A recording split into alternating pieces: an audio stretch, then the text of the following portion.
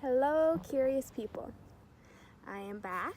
I am going to do a video of the emotional labor of cancer and like the emotions and this that side of things.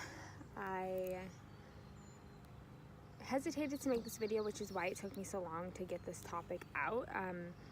Just because I feel like there's still multiple emotional steps that I need to take or that I need to experience to make an entire video. So I think I'm going to just do it based on so far. So far this has been my emotional impact, or so far this has been the emotional labor. So I'm going to just start with the beginning. Of course, my emotions were really, really high when I was first getting diagnosed. At first, I had just a lot of hesitation and worry because I don't often go to the doctors, and I wasn't going to the doctors with symptoms to think I had cancer. I was going to the doctors with no symptoms at all, just as a checkup, and they as in my primary care and the specialist I ended up seeing quite quickly told me, hey, this can be something serious. And I think my world stopped even before I was told that it was cancer, because I remember feeling like I was in a daze. There's a decent amount of like 6 or 7 weeks where I was definitely in an emotional daze due to the information. I felt like I wasn't getting information quick enough, but I also felt like I couldn't process anything either. Because the waiting period from my biopsy to my actual diagnosis was the worst part of this entire cancer experience. My anxiety was high. I didn't know if I should be sad or if I should be angry or if I should be really happy and relieved. Like, I had no information. And I also had my family, my friends, my coworkers, my clients at work, many of you guys that just wanted to know. And as much as I loved the support I was receiving right off the bat, like, people loved me very quickly, like, and they were there and ready to support, I was extremely overwhelmed because I didn't have any information. So I would say that, yeah, that was the hardest. The hardest was that lack of information, or just waiting for the diagnosis. I cut out a lot of people in my life during that time. I just became really unresponsive. And then after I was diagnosed, I think due to not knowing for what felt like forever, but was about a month and a half of not knowing, I felt relieved. I felt relieved that we had an answer, you know? We knew that, okay, this is cancer. We knew that the staging, the type, all of that kind of stuff. And then in my mind, I'm like, okay, then we know how to fix it. We know we could start as soon as possible. And that's kind of turned into my mentality for the first 2 months. I'll say my first round or 2 rounds of chemo, I felt very strong mentally and emotionally. I was really ready. I was definitely in my fight mode. I was feeling, I was definitely the strongest. And looking back, I'm glad that I jumped into it so eagerly, because it was hard. It was hard to learn that that this was going to be the new feeling, that this was going to be the new constant for the next X amount of months. Once that period got over, once the adrenaline, I would say, once the adrenaline of treatment and finding everything out kind of died down, and I was able to go back to work, I I kind of stopped feeling. Once I got a taste of my normal life back, the cancer patient person in my head, she kind of went away.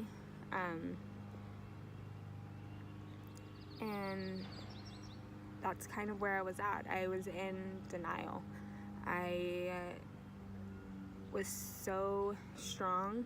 Everyone said, oh, it's not phasing you, you're really happy, you're really upbeat, you know, you're doing really good, are you sure you have the energy? All of these things people were asking me and telling me and all this stuff, and it was literally because I was not processing my experience at all.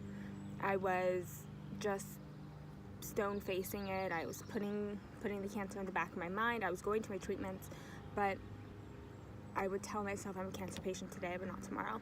Or I would go to my treatment totally fine, cry because I don't want to go and do it because I was in denial. I was denying that I was battling something. Once I went back to work, I was in denial. And then it fell on my closest people. It fell on all my friends and family. They had to take my emotional labor. They had to really check in with me and make sure that I was okay, because the change was very apparent to the people close to me, because I went from okay with everything and really exuberant about it, like educating myself and eating really healthy and focusing on just being this new person, this person that has to fight this illness, to going straight to the old Erika. I mean, the only habit I didn't re-pick up was smoking. That was the only thing that really, really stuck. And I, now looking back, recently coming out of the denial stage, because I feel like I was in denial even a month ago, because I had to really reflect for this video, to really think what would sum it up, what would sum up how I was feeling in those periods of cancer.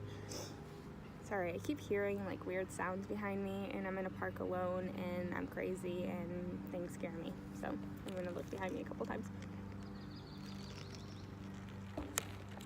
But yeah, I feel like I just recently got out of my denial stage.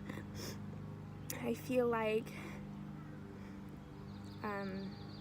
I recently got some good news, and I had a complete shutdown. I called my oncologist and canceled my chemotherapy. I had 2 treatments left, because a part of me wants to say because I couldn't do it anymore, but I think the reality was they gave me that good news about them thinking that I'm cancer free, which is amazing, right? But they gave me that news and I was so ready to be done just in that moment, because I went from fighting really hard to just completely shut down on autopilot, going to work, trying to live my old life, and then now you're telling me that this is done, that I could stop, you know. Even though they wanted me to finish those 2 treatments, they told me I could stop, and at that time, you know, like stop at the end of those 2 treatments versus more chemo or adding treatments or whatever, because they think I'm cancer free. And I took it and I ran with it. I told them I didn't want to do chemo anymore, and I just cried. And that's when I feel like I kind of turned back on, because I had to re-enter a different kind of fight mode to finish things out. Because none of this is easy, but it's easier to convince yourself that chemotherapy and making yourself feel that way and experiencing those side effects and all of that is worth it when when you're fighting it, you know, like when you have the cancer and when everything is going on in the beginning. But once you get to a point where you may not have cancer anymore, but you need to finish out treatment just to be just in case. That just in case is the hardest thing to justify. To continue feeling the way you've been feeling. For me, it's been 6 months, half a year of not only experiencing changes with my body, but experiencing changes in my life, feeling like I have the flu constantly, or whatever the new symptom or the new side effect would have been that round. It changed, it morphed. You could never get used to it.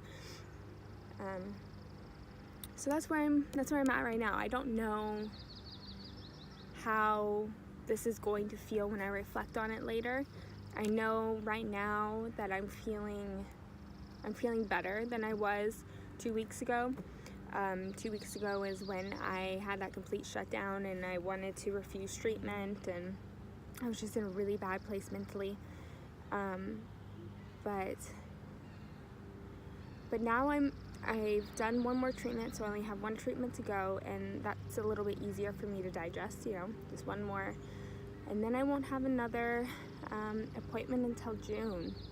So having May to just really breathe and heal is gonna be nice. I'm ready for it. So I guess there'll have to be a part 2 to this video for me to explain how the end of treatment really feels, because I'm still in the midst. If anybody has any questions or wants to reach out and talk to me about the way that they're feeling about either their diagnosis or a loved one's diagnosis, that is totally fine. You can either reach me in the YouTube comments or on my Instagram. I ended up linking it to my YouTube page. So that is something I'm comfortable with. If you're comfortable with, I could give advice, or I can just talk to you and hopefully make your day feel a little better. Someone did that to me recently, and it really helped. It helped a lot. I hadn't talked to a cancer survivor this entire time, and it changes the way you feel. So that's good. All right, everyone, before I get emotional, start crying, I'm gonna wrap this up. Bye.